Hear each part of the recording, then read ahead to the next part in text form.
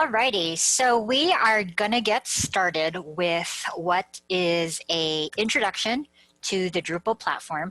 Drupal, as you know, is a content management system. It's open source and it's available to any person who is able to download it and utilize it on your hosting. What I recommend is using the Pantheon hosting. So what we're going to cover today in the next 45 minutes or so, with time for Q&A, is an opportunity for us to talk about how does Drupal work, how do you install it onto Pantheon, and then how to manipulate it as a resource for your nonprofit, your organization, your advocacy group, even your e-commerce or your brochure informational site. So first of all, I want to make sure that everybody can see the screen. And what we'll also do is put on a new window where you can also log in to your own version of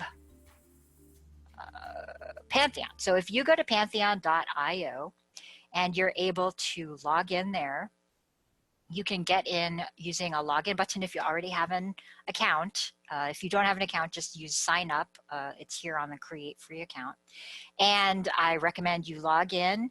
When you log in, you will receive access to a dashboard of all the different Pantheon instances that you have. And so what that means is you will see everything related to all of your sites. I have a couple sites in my dashboard, but we're gonna together spin up a brand new site. So you'll just see a dashboard. And again, Pantheon is a tool that allows you to use a dashboard. It allows you to have a dev, a test, and a live version. There's many different options available to you inside Pantheon. So either log in, or if you don't have a login, click on login and do create account. Okay. And again, as I said, we are going to be talking about why Drupal. So Drupal is, again, it's been around for many, many years. It is backed by a pretty large open source community. It's quite scalable and complex. And if you look at Indeed or Glassdoor or do a search on available jobs, you'll find that Drupal is still a valued skill for nonprofits, for advocacy groups, for business, and it is a skill where you coming in as a site builder or as a content manager or as a front-end or back-end developer may be able to use these skills to build out pretty complex tools and multiple types of work. I've done educational websites, government websites, non-governmental organization websites, community websites, e-commerce, and the like. So there's quite a lot of security in a job that's related to Drupal. If you can look at this document, it shows you a little bit about w3text.com, shows you the installation of common platforms across time. So as of late last year, we have Drupal here. It's used by high traffic sites, but used by fewer sites. Whereas WordPress, which I'm sure you've heard about, has also used, and that is used mainly by many sites, but lower traffic sites. You also see Shopify, Joomla, and Squarespace in this. So we're going to go over the Pantheon sandbox. Again, it's getpantheon.com. We're going to review content types, roles, and permissions. We're going to create a view. We're going to extend that view with modules, and then we'll talk a little bit about themes. And when you log in, it'll ask you perhaps if you're related to an organization already, or if you have additional information about your account. You can just go ahead and create an account. And then what we're going to do is actually spin up a site. So what will happen is you'll click this link that says create new site, and it will ask you for some details. It's going to ask you for the name of your site. It will assign a URL for you and any organization if you have one, as well as a region for your site. So let's just do test website for Drupal. Some of you are calling in from other organizations, EU, Australia, Canada. If so, just choose the region that's relevant because it does have downstream effects related to compliance and privacy. Next, when you spin up your site, it will assign a URL for you. So when you choose the URL, if you see this link here, this is actually going to be where this site is going to be spinned up. So as of right now, I'm able to click on this link And this is where this information is going to go. So it's not yet spun up, so it's not going to show yet. But inside this dashboard, we have an option to choose one of these tools in order to start with our site building. Building a new site, I would recommend you deploy Drupal 8. Once you deploy the deploy the CMS, Pantheon will take care of everything for you. It'll spin up the database. It'll spin up the back-end SQL. It'll make sure that you have everything in place, including connection strings, so you don't have to deal with all of that. And after a few moments, the sandbox will be ready. I'm going to show you what that looks like. All right, so now we do have our ability to have all the different pieces of our website available to us.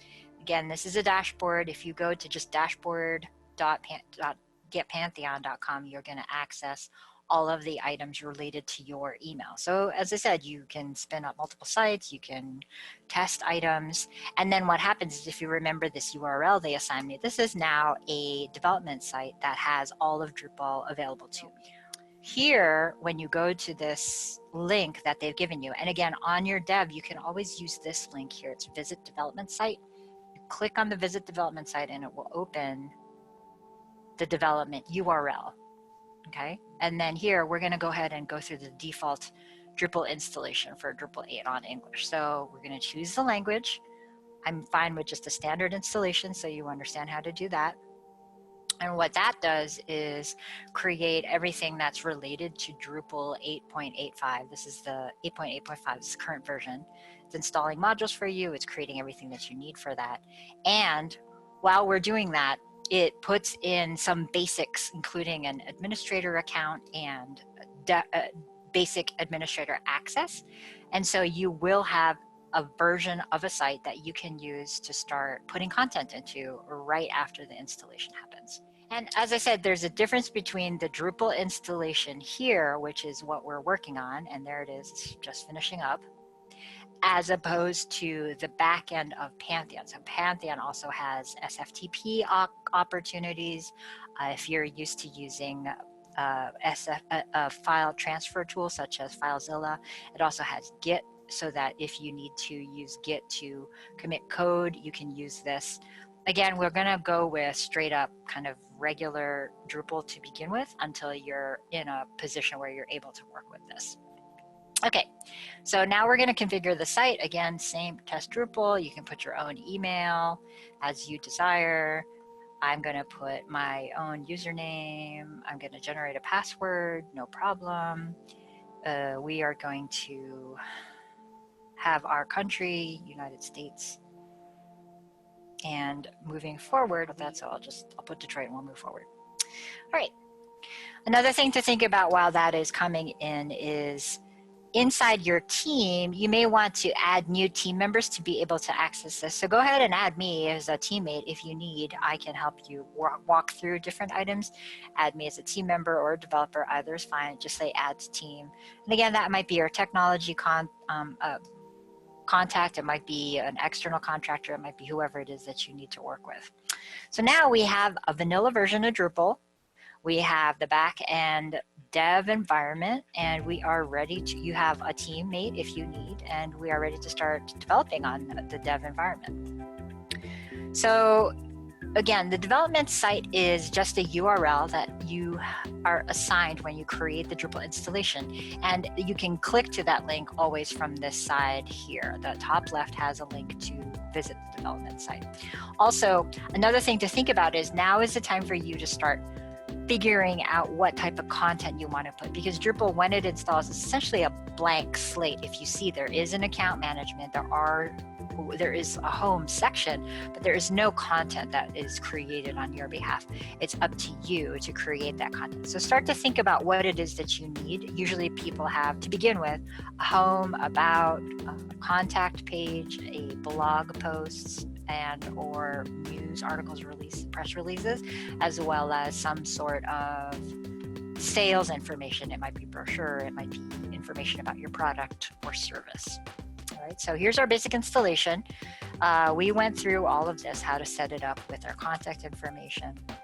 So now we're going to start talking about content types, users, and permissions.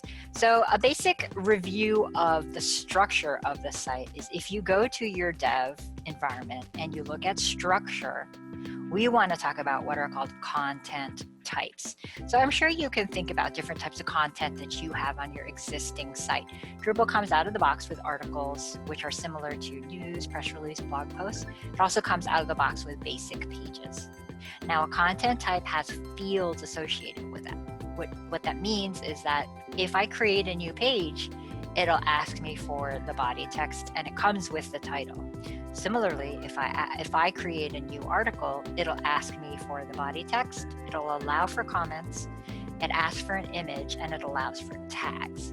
Okay, so this is about the content type in general. If I want to actually create that content, then I'm going to go to content here, and I'm going to say add content. So let's go ahead and create a basic page that just says something like about us. So when I create that about page, if you remember, it just has the body text associated with it. So I can say about us, and I can get some more text just to fill. Ideally, you have come up with this in your discussions with your team, and so you have a pretty good understanding of what type of text you want to have, at least to begin with. Again, here we are spinning up text straight up right from the beginning, and we're able to do that. Now, when you create a page or any kind of content, you'll notice a couple things. 1, the title comes in. 2, the text comes in. And then 3, each piece of content that's created on a site has what's called a node number. So this is actually node 1. If I go to my content, I'll actually see that there is one piece of content and it has an ID of 1. Meaning if I open it, I see here's the item and here's the node 1.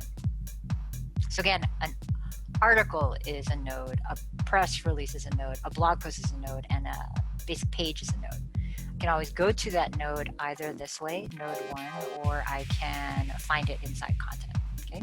Another thing to think about is if I want to create a menu item related to this, all I need to do is click this menu settings, provide a menu link. I'm going to call it about. And I want it on the main navigation, and I do want it to be lower weight, which means it's displaying before other items. So I say save. And now when I go back to site, here's the back to site button, here's about and here's home. Okay, looks like I want to actually manage this menu. So sometimes when you roll over, you're going to see these tiny little edit items. Here we're going to edit the menu, and I'm going to drag home to be higher than about.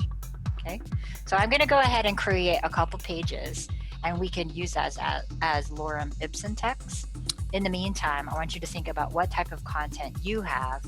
We typically have timely content, which is, as I said, things like press releases, blog posts, news. But then basic page content is usually something that's a little more evergreen, such as your privacy policy, terms and conditions, an introduction to your process, and a general description of what you're all about. So when you're thinking about your own content, think about what types of content you need. And I'm going to create a few more articles. Oops. Test 1, and all of these I am going to put into the menu with a test 1 link, and I'm going to make it be a little bit lower, which means it'll show later on in the process. So here's test 2, same thing. I'm going to provide a menu link, call it test 2, but make it 20 so it appears a little bit further on. And finally, step 3. Duplicate this, and add.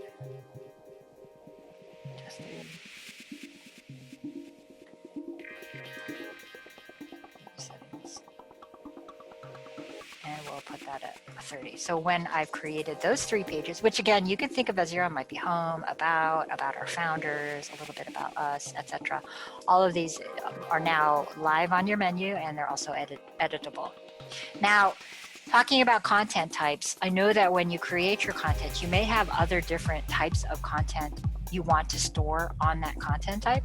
So as an example, in the body text is just that text that we have, but we may want to add a field. So let's say we want to add a new field. There's all different types of fields that we can add. A common one that we see is image. This might be something like page image that you want to use on a regular basis for pages. And if this is the case, you can figure out if they want to be public or private. You want to know if there's a default image that you need to have. Maybe you need placeholder images. You can also specify how many images you want to be allowed on that content type. We're going to go with one, no default, and a public file. And if so, now what's going to happen is, here's some help text.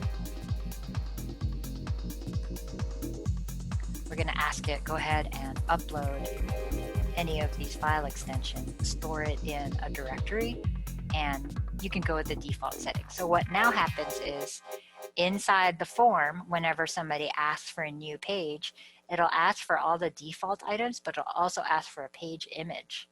And here inside Manage Form Display of the page itself, I want to drag this up a little bit because I always want somebody to see it first. Okay, so what this means is the way that the items will render on the page is page image, title, some of this other stuff, and then body. So then when I'm creating a new page, let's say if I go back to content and then add content and then add a page, it will then ask me what kind of image I want. And then I can just grab whatever image I want. We'll choose the logo here. Test logo. Test page with Drupal. And then again, there's some content. And let's say I want to put that in the menu. Maybe I want to put that in the menu, but I want to make it a little bit higher in weight. Maybe I make it a 5 so it comes a little bit earlier in the process. Now here's another thing to look at. Maybe I want this to be test Drupal, the actual link that I want it to go to be test Drupal. If so, when I save this page, notice how the URL is test Drupal and it's showing up on the menu button here. Here's the image. It shows here at the bottom. Another thing to think about is maybe I want to have that content type, which is the page.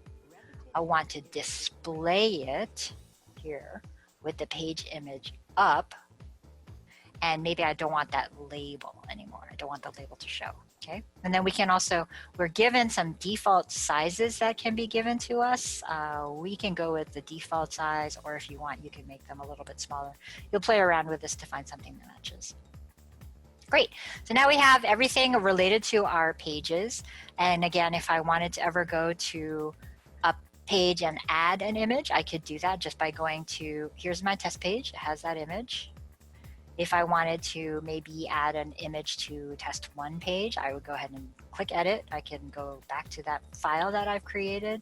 I can just grab, some sort of image. And a great source of images is here on Unsplash.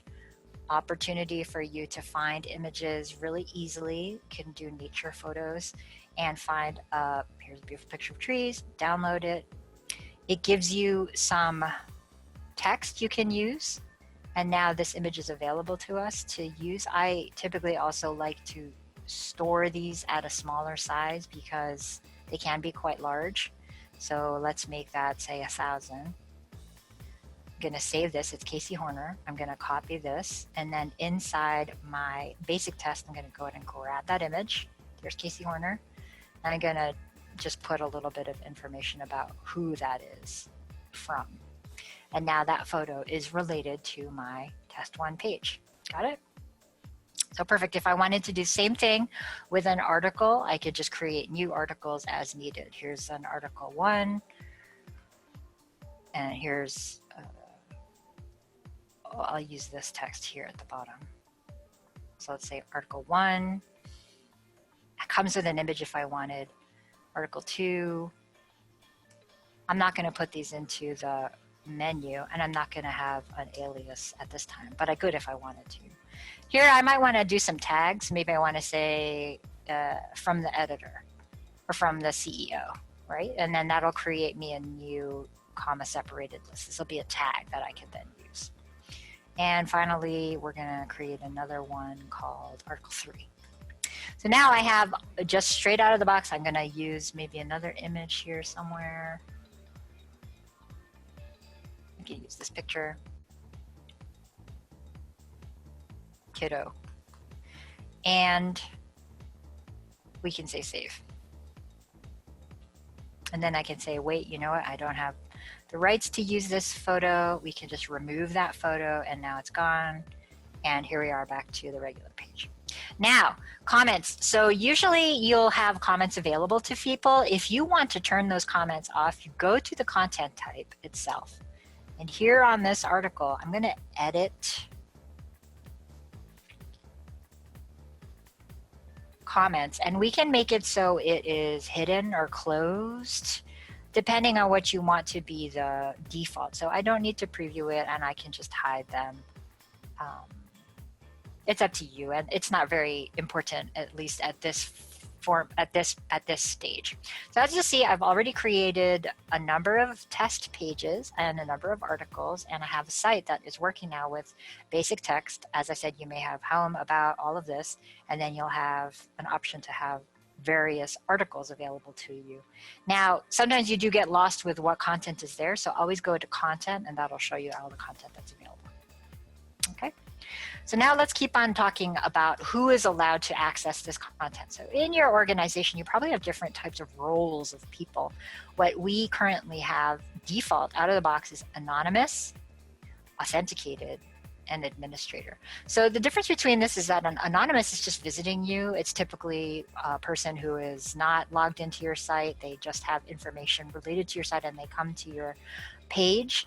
And if you'll see, if we go to this site as a total, the way to test that is in an incognito window. So let's say I wanted to go to this node. I could look at this in an incognito window. And I could easily say, here we go, this is the page. This is what a non-logged in person sees. It's totally fine. Similarly, here's the about page. Similarly, any of these content still shows with the picture that we uploaded, and it's visible to an anonymous user. So for an anonymous user, that is just a visitor. Authenticated user has actually set up an account with you and has given you an email address. And finally, the administrator is the one with the most privileges. That's the one that you are currently logged in, is as a administrator.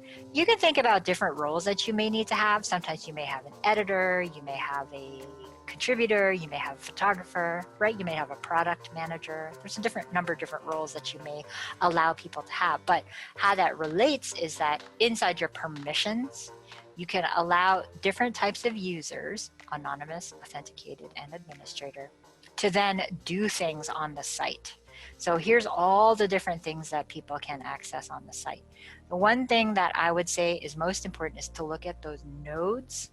In this case, we're saying only an administrator can create new article content and create new basic page content. If we wanted to, we could say, I'd like to create a new editor role. If I create that editor role, they may then be allowed to create new content, but maybe they're not allowed to edit it. Or they may be allowed to create and edit content. So here's our main roles: anonymous, authenticated, and administrator. And we've added an editor role. Here I'm going to allow that editor role inside the node to create new content. Okay. We'll also let them create new pages, just for now. Maybe we also want to allow them to edit any content. Or we want them to edit any pages. So edit any article content or edit any basic pages. Maybe we only want them to be able to edit their own content, which means if the editor logged in and created an article, I only want them to be able to edit their own. I don't want them to edit somebody else's. Maybe there's a features editor, a fashion editor, a food editor. Let's only let them edit their own content. So that's an idea as well. Okay, so you can save permissions after you save, and now when somebody comes into the site, you can assign them inside this people tab. You can assign them to a different role. So here I might add a new user. I might say it's a test user. Usually you can use your email address and put in plus, and I put this, and that will allow somebody to create an account, but just using this plus so you can check on it. So this is my Gmail, my public Gmail, but I can add a plus so I can double check that. Same thing, create a password. Any password is fine. And I'm gonna say this is an editor. I wanna notify them of the account, and I'll say create new account. So now when that person, they're gonna get an email, and they're going to be able to log in and see all of the things that we've created. And they have the editor privilege because here we've set them up as an editor. Okay, great. So that's people. Last thing to think about is views. So structure is, again, where we do some of the guts of this site, and views is where we manage how we display content. So luckily, Drupal comes with a lot of different views available to you already. An example is the front page is already a page that builds any item that's been tagged as being a front page item, meaning any item that's promoted to front page will show in that default front page. So again, here's my front page, back to site. All of these items, say home, all of these items are going to be tagged as being front page items. So here, for example, is article 2. Maybe we want to say, no, we don't want article 2 to be pushed to the front page. Here inside promotions, I'm just going to take away promoted to front page. And when I say save, that will go away from the front page. So let's take a look at the home page. Article 2 is gone. Let's say I want to put this sample page to the front. I want it to be promoted to the front. We'll go ahead and do that and say save. And now when I go to the home page, that page is also there. Okay, so this is called a view, and this is a view of all information that is tagged with front page. Here's a way to edit the view. Maybe we want to have other types of content in here. Maybe we have some advanced items related to it. This is all information that is manageable inside the view. And another quick check-in is on the appearance of the site. So as you'll see, basic Drupal comes with a very plain style. It's called a theme, and the theme itself is, again, there's one for regular Bartik. This just comes with any basic default site. And then there's Claro. This is an experimental theme. Any theme that you have, you're able to install and either set as a default or just have as an option. I'd recommend you use Claro. It's an experimental theme. It's quite beautiful. Many of my colleagues work on it. And then here in the bottom, we're using this backend that you see with the tan as our 7 theme as our admin. So it shows us what does an administrator see versus what. You want to take a look at the blocks. So blocks are different sections of the site that have information affiliated with them. I would like to make sure that inside the block, I have the menu that was my home menu. So I'm going to say navigation. I want to make sure that that main navigation is visible and is shown inside the header. And I want to maybe put it all the way up here. So then now we always know that the header of the site will have that navigation. We're good to go. We have home, about, test. This is again our navigation. Oh, you know what? Maybe I don't want to have something in that menu. In the main navigation, that's under structure and then menus. I'm going to go ahead and edit the main navigation, and I'm going to say, actually, I don't need test 1 or test 2. I just need those 3. I don't even need test 3. We're just going to have home, about, and test page as our 3. There we go. Okay, so that's appearance. There's many different available options to you for themes. If you look at drupal.org/project/themes, that'll get it to you. And I would say take a look at maybe the most installed, and you can also look at what level of Drupal you're at. So here we are on 8. Let's just take a search. There's Bootstrap, there's Add Minimal, there's a couple different themes, and you can also take a look at what they look like. Sometimes they'll show you what it looks like if you click through. But any of these are available to you. Okay, so there's a lot of different themes available to you. And you can find different types of themes at this link. It's drupal.org/project/project theme. Okay.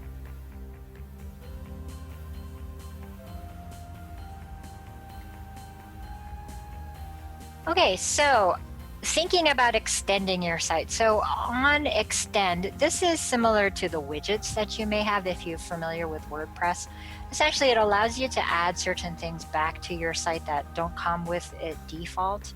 A few of these are helpful to you. For example, here's field types. You may want to start collecting telephone numbers. Maybe you have a content type called locations, and you want to add a telephone number.